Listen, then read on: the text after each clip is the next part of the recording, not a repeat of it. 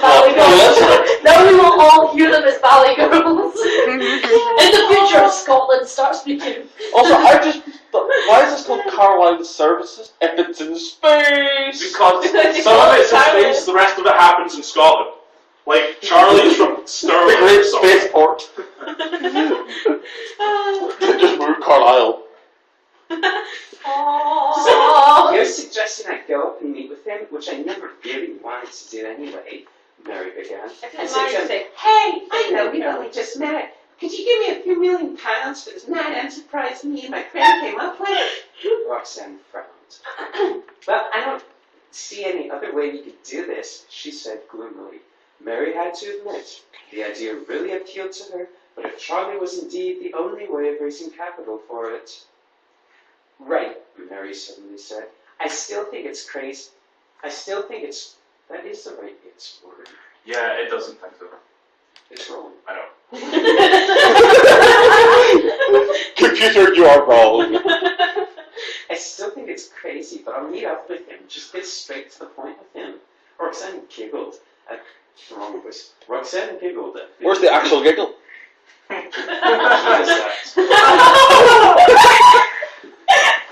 Roxanne giggled at the inferred innuendos Mary tutted at her before going back to her coffee. Right, so I heard the female voices in Valley Girl. Like, oh my god! Yes! I just did Valley Girl, you do it. Thank God there's not much dialogue here. The next day, Mary was walking up the same area of the city as the solicitor officer. Wow, Christ! From the solicitor's office, right. Even reading this on my own, I couldn't get it right. The next day, Mary was walking up the same area of the city the solicitor's office from the previous day had been. She worked up this... Okay, to be fair, that is an awkward It is sentence. an awkward sentence. The next day, Mary Let's underline that. same area of the city. Well, we actually did some editing there. We changed the your, and now we decided this line is awkward. Is it maybe is he missed out the as because you never said as. Oh, yeah, I think that's why. So like No, there is no S. so Yes, maybe maybe that's that's maybe your city as solicitors office. See, this is actually you focus more on how it reads rather than like all the grammar and ridiculous use of adjectives. She worked up the courage to call Charlie that morning, making it clear that she wanted to talk to me about a business idea. It was not supposed to be a date or anything. Although Mary worried that she made the last one a bit too clear, but there was nothing that could be done about it now. She checked the address she had been given on her folder again. Yeah, that's a typo. That's not he. Mary's not changed gender. Would it be okay if she or he had? That actually could be. We expect a bit of explanation. A little bit of, yeah. Yeah, it is. Right, okay. After what had happened the last time she had been there, Mary... The sentence. What? You didn't read the sentence. I have read that sentence out. You got halfway through the sentence. Okay, right. She checked the address he had given her on her folder again. After what happened the last time she had been there, Mary had given up entirely on using the infernal device to give her any directions, and instead had plotted the route herself, and she was happy to discover it was only 20 minutes to get from her home to Charlie Street, as she ran at the corner into it.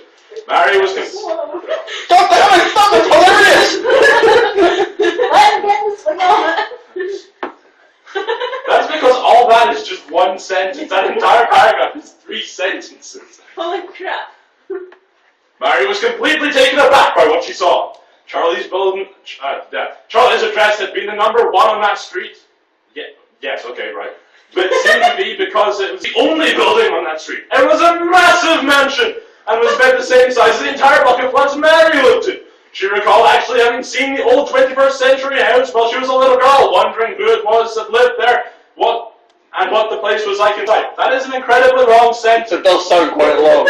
You're running out of steam halfway through and you just have to keep going. She never thought she would actually get the chance to find out. Mary walked up to the main gate. That is it.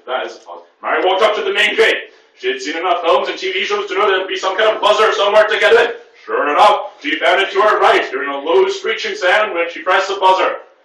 Right, okay. Yeah, you can continue with that. Also that bit, if you want to check that. I've highlighted it. I didn't know what he meant. What was it? He put add the entire Earth. So it's like add the entire Earth. There's the entire Earth. The entire Earth. Hi, Mary, came a voice from the speaker, which she recognized as Charlie's own. Mary was a little surprised, having expected it to be a butler or someone who would actually answer the door.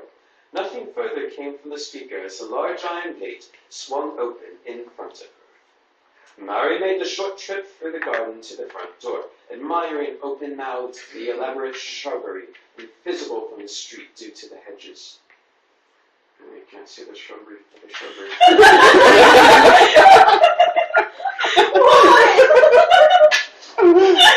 Everyone else got Monty Python now in their heads. Oh, we've done that like last week too. Here he is. We're not enjoying the show.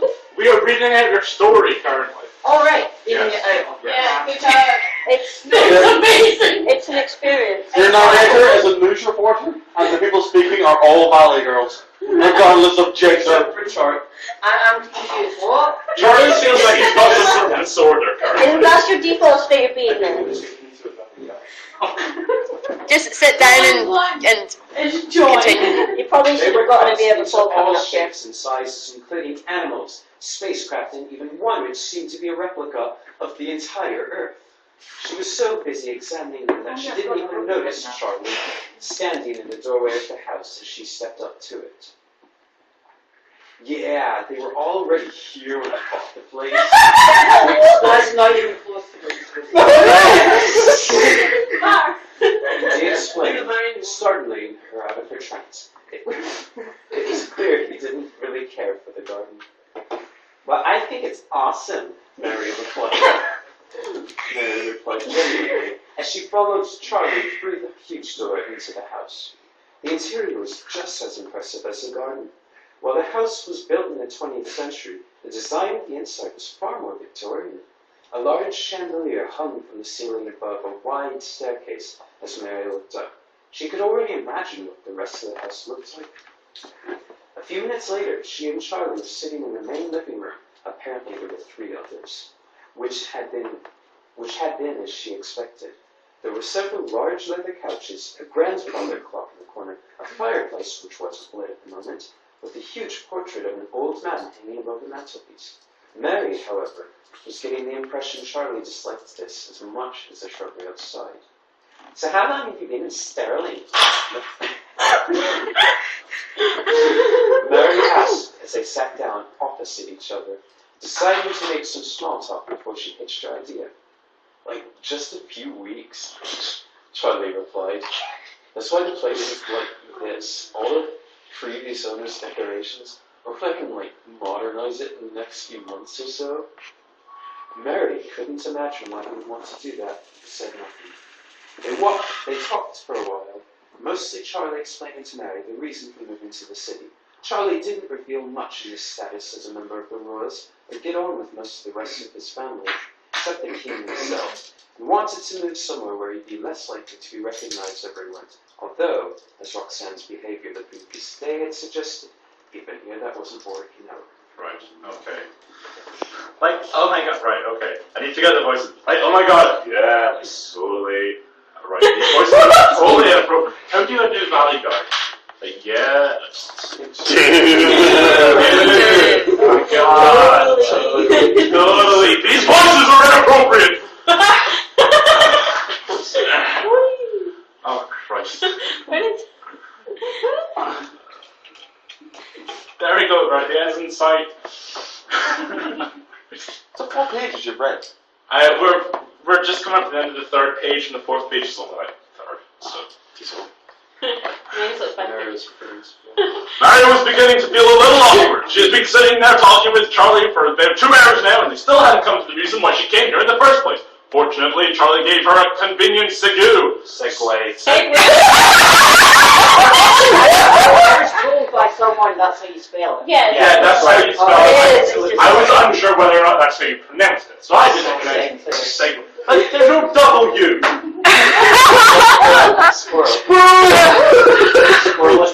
The squirrel thesis comes into its own here. So, anything interesting happening to you, recently? Totally.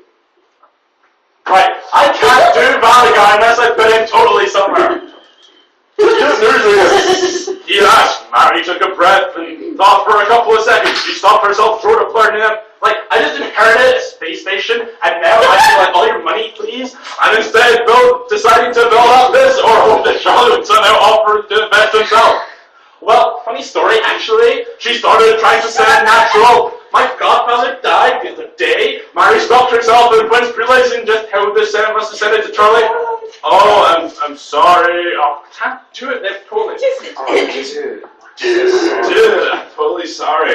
Charlie said, I'm a little confused. I mean, like, I didn't actually know him or anything. Mary tried to save herself. In fact, I didn't even know he existed until like yesterday. The only reason I found out is because he left me at the space station and as well. Seriously? Charlie said with wide eyes looking genuinely interested. Mary smiled at Roxanne. Wait, no. Oh, god damn it. Skip one. Mary smiled.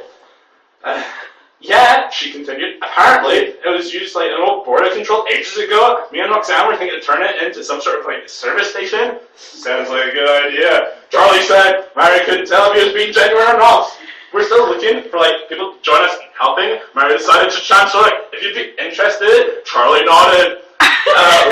Maybe, he said, I'm like still getting settled in here, but not really deciding on like what I want to do next. Oh, okay. Mary tried not to sound too disappointed. The truth was, without his money, the endeavor was already dead.